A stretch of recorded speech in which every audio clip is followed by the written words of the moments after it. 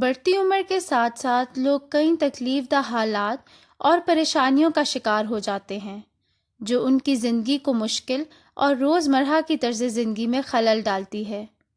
इन तकलीफदा हालात में से एक ऑस्टियोआर्थराइटिस है।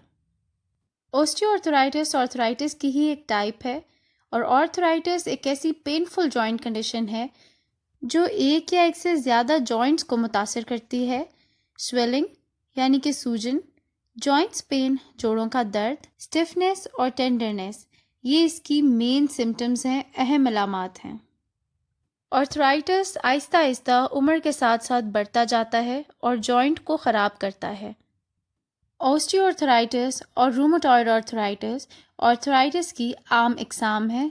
रूमेटॉइड आर्थराइटिस को मैं आप सब से पहले डिस्कस कर चुकी हूँ और उस वीडियो का लिंक मैं डिस्क्रिप्शन बॉक्स में दे रही हूँ। अगर आप में से कोई भी वो वीडियो देखना चाहता है या अगर किसी ने वो वीडियो मिस कर दी है तो आप उस लिंक पे क्लिक कीजिए और आप वो वीडियो भी देख सकेंगे।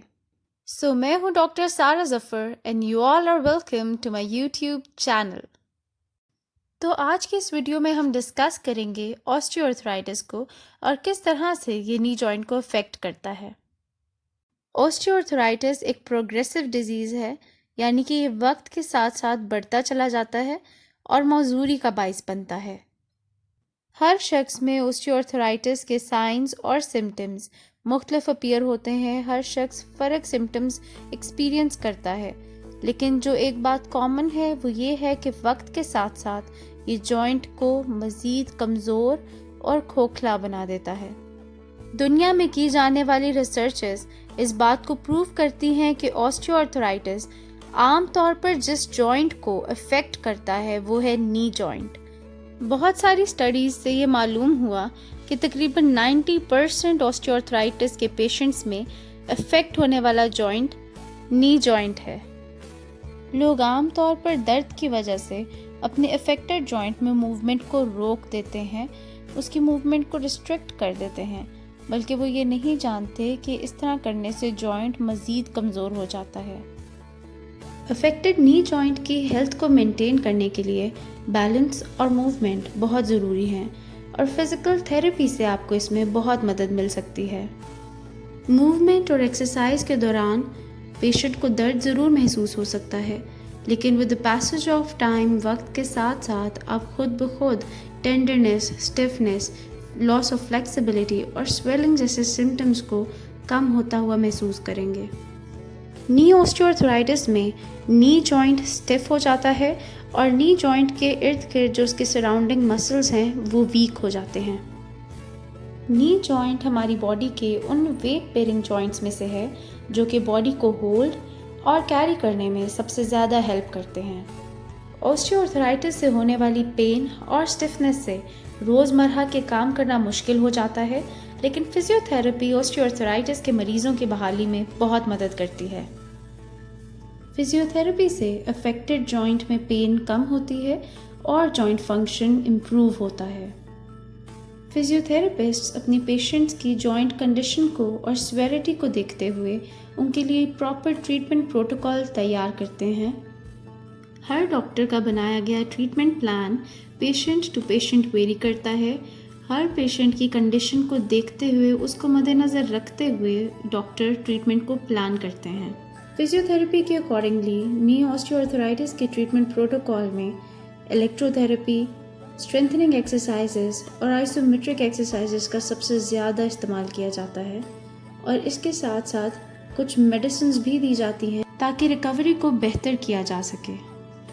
जब पेशेंट्स प्रॉपरली अपने डॉक्टर की इंस्ट्रक्शंस को फॉलो करते हैं तो नी ऑस्टियोआर्थराइटिस जैसी कंडीशन से भी रिकवरी के चांसेस इंक्रीज़ हो जाते हैं और इस तरह से सर्जरी से आप बच सकते हैं, सर्जरी के चांसेस कम हो जाते हैं।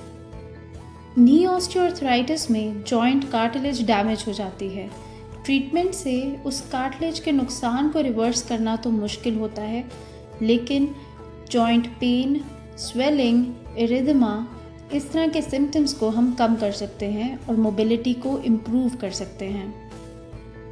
दुनिया भर में नी ऑस्टियोआर्थराइटिस का ट्रीटमेंट फिजियोथेरेपी से कामयाबी से हो रहा है, इसलिए अब नी ऑस्टियोआर्थराइटिस में सर्जरी रेकमेंड ही नहीं की जाती, या एक लास्ट ऑप्शन समझा जाता है। ऑस्टियोआर्थराइटिस की ट्रीटमेंट में इलेक्ट्रोथेराप्यूटिक मोडालिटीज़ जिस तरह के therapeutic ultrasound, interferential current, TENS और आइस पैक जैसी मोडालिटीज़ इस्तेमाल की जाती हैं। ये मोडालिटीज़ पेन और स्वेलिंग को कम करने में मदद करती हैं और पेशेंट को बहुत ज़्यादा रिलैक्सिंग इफ़ेक्ट देती हैं। नी ऑस्टियोआर्थराइटिस के ट्रीटमेंट में इलेक्ट्रोथेरेपी करने के बाद मैनुअल थेरेपी की जाती है, जो कि जॉइंट के फंक्शन को रिस्टोर करती है और रेंजेस को इम्प्रूव करती है। मैनुअल थेरेपी में तमाम एक्सरसाइजेस और जॉइंट मोबिलाइजेशन टेक्निक्स आ जाती हैं, जो कि जॉइंट पेन को रिड्यूस करती हैं, पेन कम करती हैं और जॉइंट रेंजेस को इम्प्रूव करती हैं। इस कंडीशन में हर एक्सरसाइज को, चाहे वो आइसोमेट्रिक एक्सरसाइज है, स्ट्रेंथनिंग एक्सरसाइज हो, स्ट्रेचिंग एक्सरसाइज हो या पैटेलर मोबिलाइजेशन हो, हर एक को प्रॉपर रेपिटेशंस और होल्ड्स के साथ परफॉर्म किया जाता है। हर एक्सरसाइज को कितनी बार रिपीट करवाना है और कितने सेकंड्स के लिए होल्ड करवाना है, ये डिपेंड करता है पेशेंट की जॉइंट कंडीशन पे।